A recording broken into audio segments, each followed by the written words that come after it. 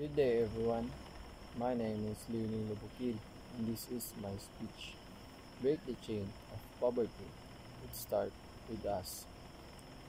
When you hear the word poverty, what comes to your mind? For me, it's not just about having no money.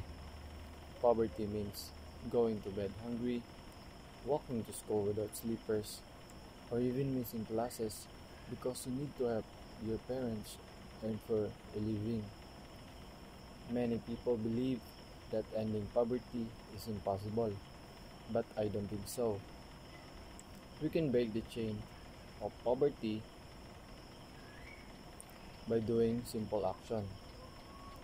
When we share what we have, when we help others learn, and when we treat everyone with kindness, we become part of a solution.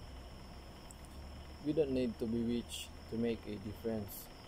A small act of love is like sharing food, donating old clothes, or helping a classmates, and it can change someone's day or even their life.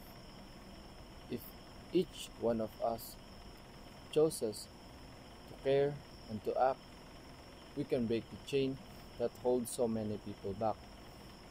A world without poverty may seems like a dream, but together we can make it real because ending poverty it doesn't start with the government alone, but it starts with us.